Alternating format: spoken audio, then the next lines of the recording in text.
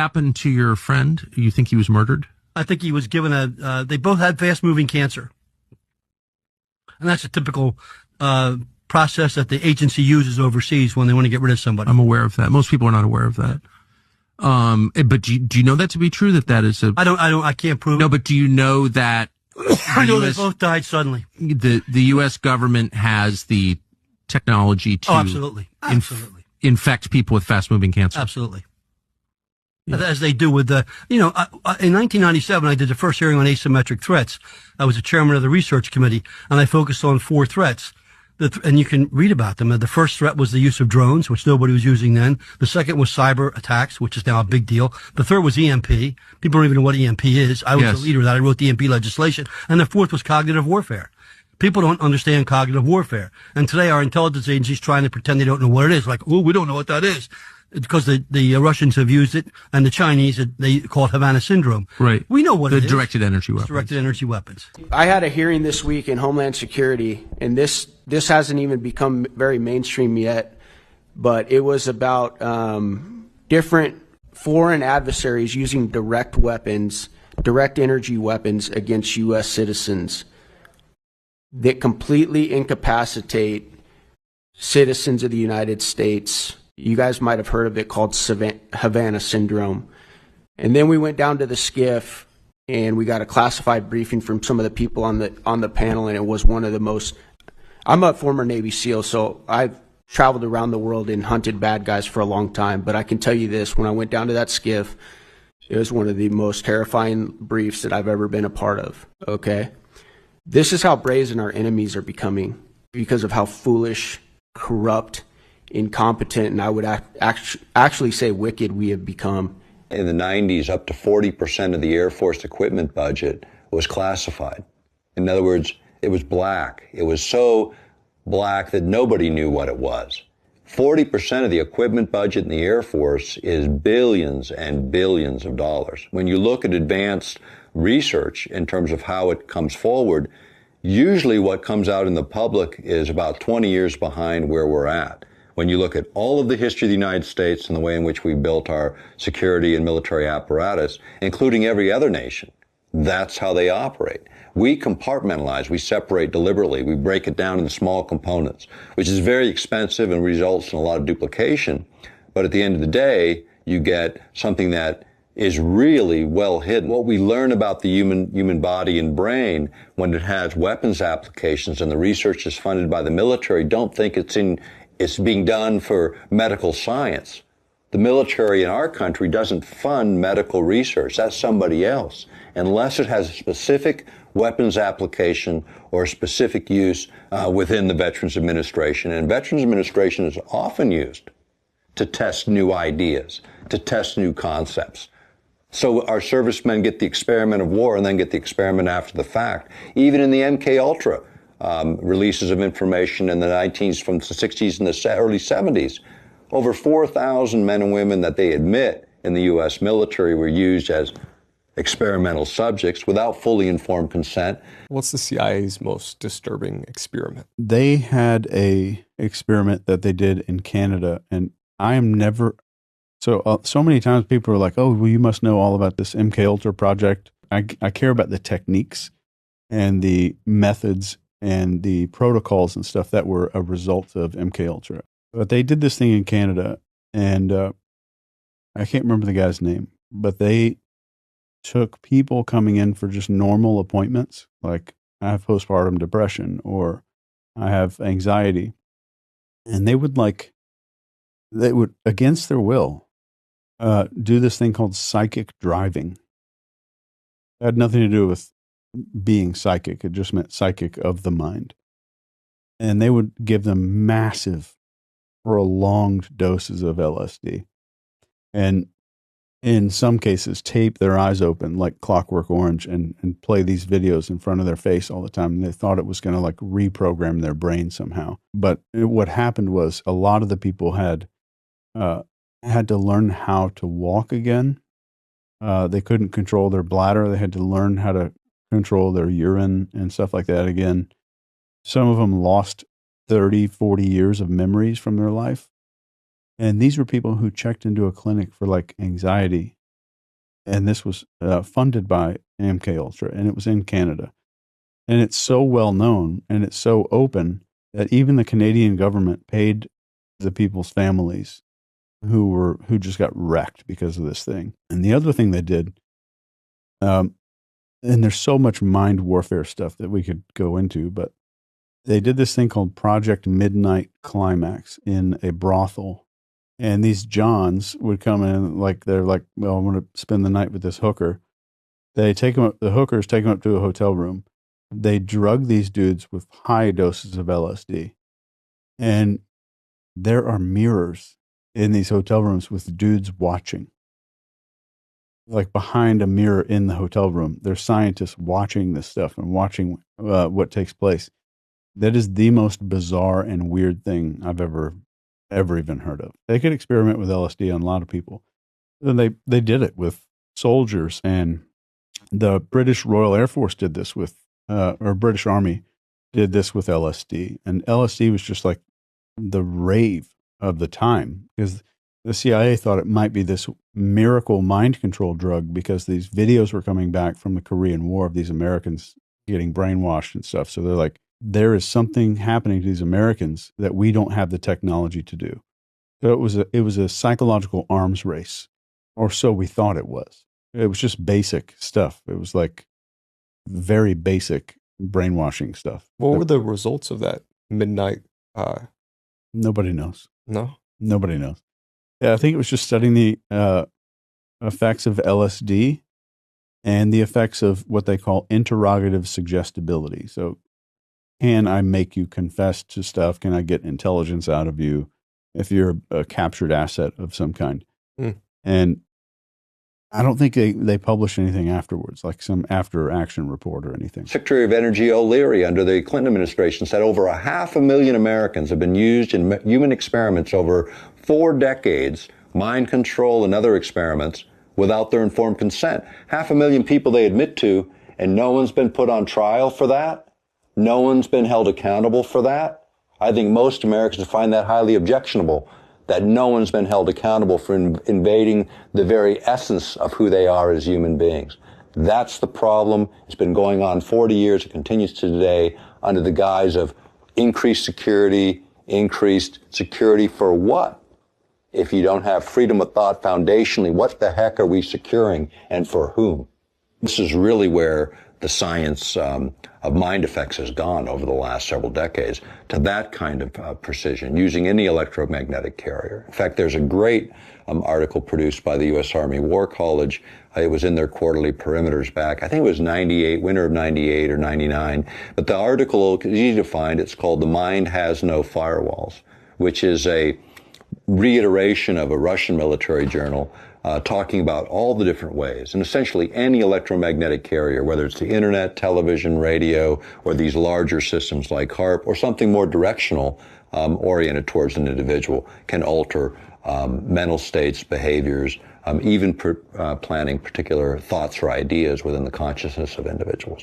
Any electromagnetic carrier can be used. You can use the power grid, you can use the internet, telephone, any wireless system can be overridden with a signal. In fact, during the first Gulf conflict, the first Gulf War of Bush 1, they actually, Scottish media reported after the effects of exactly this kind of technology. And we used a project called Project Solo, where we had this plane crammed full of electronic apparatus. And what it does is it piggybacks a signal on the local broadcast. So, for instance, in that region, everyone listens to the Muslim music and prayers at particular times during the day. We could piggyback a signal that generated fear, anxiety, high stressors. And if you remember in that first Gulf War, we had the fourth largest army in the world at the time collapsing like school kids going on their first fire drill. I mean, they just gave up en masse to a handful of troops at certain times, but it was fear and anxiety that was piggybacked on the normal music going in to those regions, music that our troops weren't necessarily listening to. So it was a way to send that in, and this again is probably one of the most insidious forms of warfare when you think about it, because you can do it without any detection. I mean, you don't even have to have troops on the ground. You can use any of these mediums to influencing behavior of very large segments of the population. In fact, it was a Canadian researcher, Persinger, and I believe at Laurentian University, that talked about this in the mid-90s in a paper he published, talking about exactly that all you would have to do is create a complex signal, broadcast it over a large area, create a certain level of dis-ease or anxiety in the population, and then do something as simple as run a normal radio or television broadcast, a press release, indicting some group or some event as the source of your ills. And a certain amount of this public sentiment would then drift that direction. And as we all know in politics around the world, doesn't take much to move an issue an awful long distance. This is a kind of technology that we're talking about here in this century. Is there any evidence that they've used these types of technologies or same things that they've used against the Iraqi military domestically against protest groups? Well, there actually was in Great Britain in an issue dealing with public protests back in the 90s. There was a technology used. It was an infrasound device that actually scattered the crowd. The beam produces an intolerable heating sensation, compelling the targeted individual to instinctively move. There was another one developed that's been sold actually to the military for perimeter protection, and that was actually won the Lemelson MIT Prize in 2005. Woody Norris, who developed a method of acoustic heterodyning, where he could literally send a signal into a certain zone within an area or space, where anyone walking in that zone would hear that proverbial voice in the head. But the person right next to him, outside of that zone, outside of that target zone, wouldn't hear a thing. Hypersonic sound works by emitting two highly directional ultrasonic signals at frequencies too high for humans to hear. As these signals mix in the air, however, a column of audible sound is created. Norris envisions using his invention for everything from surround sound units to museum displays. All of those kinds of illusionary things associated with schizophrenia, you could actually impose on someone, and they would know the difference between the artificially imposed sound signal and that proverbial voice in the head. In your book, you talk about cyclotronic resonance. What is cyclotronic resonance? Cyclotronic resonance, again, the idea of the brain being able to lock onto these external signals and actually begin to mirror them. This frequency following response, this idea of being able to lock onto an external signal is taught in every university that teaches psychology at a high level. And they tell you, you can calm a person by flickering light, you can agitate a person, you can create virtually any emotional state. In fact, Delgado at Yale University, starting in the 1960s, worked in this area. By the time he hit the mid-80s, he had figured out that using radio frequency energy, the stuff of HAARP, but at 1/50th of what the Earth naturally produces, which, just to put that in perspective, man produces 200 million times more radio frequency energy than the Earth produces right now around every one of us at this instant. So 1/50th of what the Earth produces is enough to influence the behavior of human beings without any kind of implanted device or mechanical or electronic device attached to a human being, just by manipulating radio frequency energy alone. Electronic mind control research is not new. A scientific milestone in this area came in the 1960s when Dr. Jose Delgado demonstrated remote control over a charging bull. By connecting a radio antenna to electrodes inserted into the bull's brain, Delgado proved that the animal's aggressive impulses could be thwarted by electronically manipulating the bull's muscle reflexes. Do you realize the fantastic possibilities if from the outside we could modify the inside? Could we give messages to the inside? But the beauty is that now we are not using electrodes. In recent years, Delgado has shown that the behavior of monkeys can be altered using low-power, pulsating magnetic fields. But in these experiments, there were no antenna implants. Any function in the brain, emotions, intellect, personality, well, could be perhaps modified by this non-invasive technology. Delgado's research has so far been limited to animals.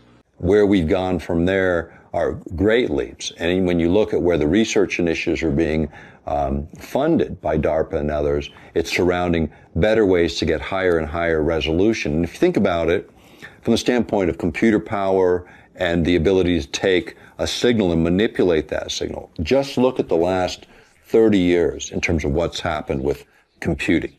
And this is where your resolution gets finer and finer and finer and finer, where we're not just looking at gross emotional states, but being able to hone in on specific ideas, thoughts, frameworks, and build those through a technology that the Air Force now refers to as controlled effects, overriding all of the 5 senses, sight, sound, all of them, overriding them so that they can create complete illusions that you can't separate from an actual memory set. So you imagine synthetic memory. What will that do to the justice system around the world? What will be evidence in 20 or 30 years? And how will you determine what was synthesized and what was really experienced? This is the nature of the technology. A lot of the research is actually even being done in terms of brain research for post-traumatic stress syndrome. How do we wipe these memories out? Now, that's a pretty important technology if you think about the flip side of that.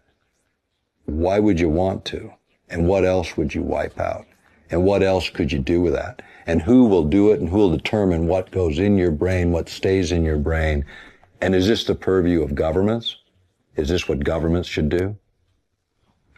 You know, in terms of the legal framework for using technology that would influence human behavior, there really isn't any. I mean, if you think about it, in fact, when we went to the European Parliament on these issues back in the late 90s, that was one of the outgrowths of it. In fact, in their resolution dealing with security and disarmament, which passed, I believe it was January of 1999, is the most comprehensive document ever on security and disarmament, produced by the European Parliament. One of the sections, there were actually 4 sections that dealt with HAARP, and then there was a 5th section that we were able to get into the record, which dealt with mind effects, mind control technologies, and that treaty dialogue should begin in this area, that this is an area where there is no treaty. There is a huge gap in terms of where this technology has gone, and the fact that the legal frameworks are not there to protect people on a domestic level or internationally. The Russian Duma passed resolutions in 2002 asking for the same things. The fact is the temptation to use the technology, in fact, you can go back to the politics of the technology, go back to Zbigniew Brzezinski in his book Between Two Ages, and he talked about, quoting from a guy, J.F. Gordon MacDonald, a geophysicist at UCLA, and he said in that book that we would eventually get to the point where we could electronically stroke the ionosphere in just the right way to return a signal to the Earth that would change the behavior of people over huge geographic areas. This is what HAARP can do today. That system can't deliver on that, but so can any other electromagnetic carrier. So you can target individuals or you can target masses of people and affect a huge segment of that population. Things like near field exposures to other signals might dampen it with some people, but on a large scale, the data shows 70, maybe as much as 80% of the population could be influenced by these external causes. The thing is, without legal framework, would the government do it? Absolutely, yes. In fact, in 2006, the Air Force, the United States Air Force, revised their protocols for human experimentation. And on page 9 of that, they actually call out who's authorized on mind control experiments. And they use those words in their document in 2006. And what they say is it has to be approved by an undersecretary of the Navy or Assistant Secretary of the Navy. Someone at that level is the only one, and including issues that would bring about controversies in terms of the media have to be approved at that level. But this is in the current framework of Navy protocols. The experimentation goes on. The Air Force has requests for proposals out. DARPA has contracts that have been let. They all come together under one umbrella with the idea of affecting the human operator.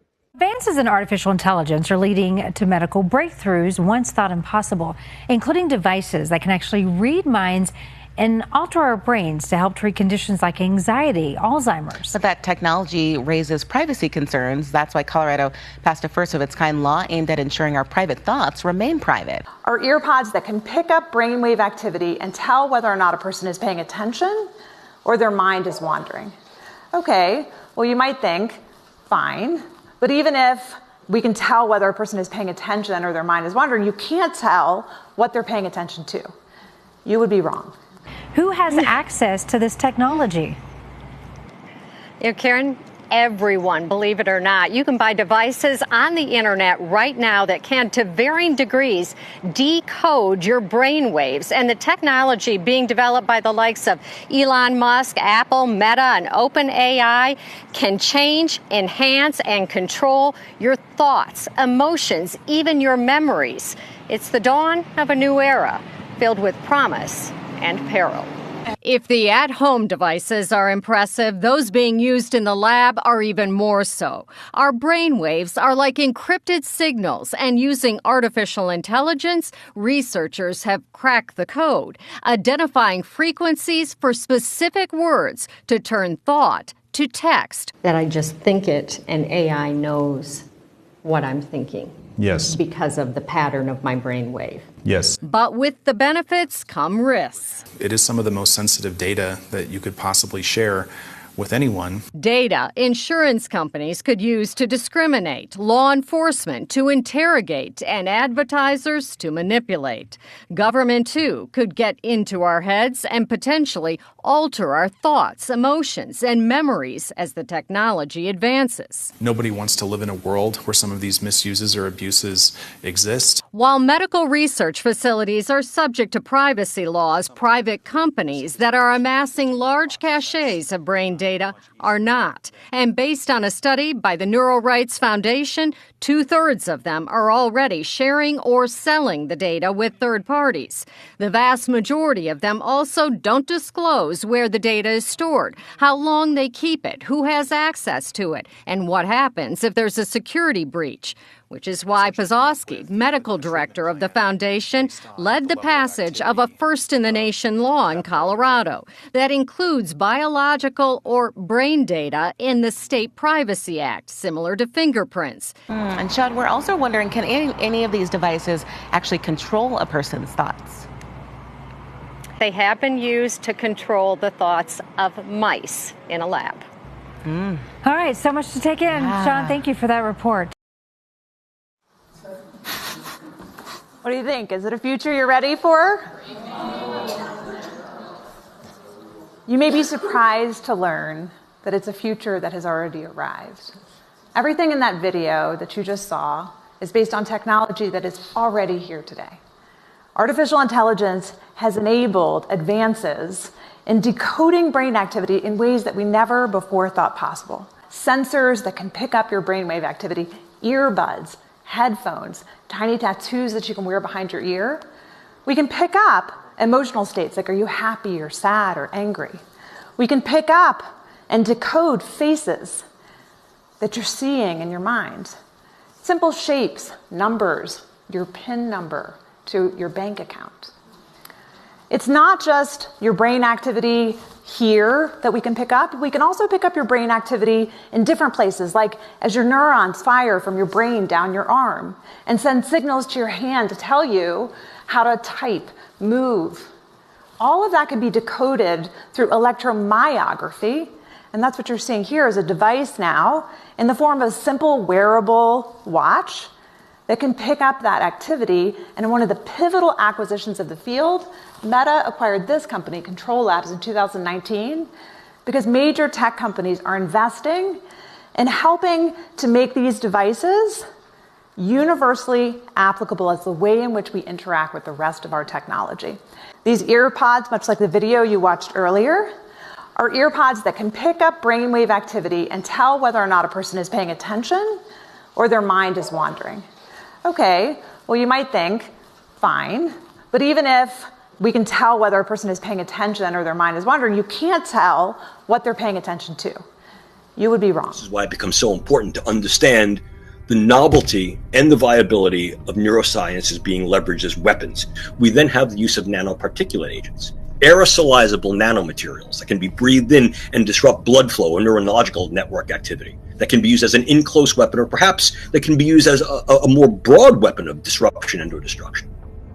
We also have the capability to utilize nanomaterials to get electrodes into a head and to create a vast array of viable sensors and transmitters. This is DARPA's N-Cubed program, Next generation, non-invasive neuromodulation, utilizing these techniques and technologies to create vast arrays of implantable electrodes that need not be put into the brain surgically, that are then able to read from the brain and write into the brain remotely in real time. Scientists have been experimenting with radio frequencies on animals' brains for decades, and the military has followed it all very closely. Documents dating back into the early 80s, we see that the military had discussed the possibilities of mind control through radio frequency energy. The possibility is there. The military has studied it. A 1982 Air Force report called radio frequency energy a major new research initiative and said that RF can, quote, disrupt normal purposeful behavior. A 1987 military report called for more research on RF energy as a non-lethal weapon, while pointing out that most of the existing technology is classified. In 1993, there was a big conference at Johns Hopkins University. The entire conference was classified. The agenda wasn't, and weapons using extremely low radio frequencies, or ELFs, were listed as a very attractive option.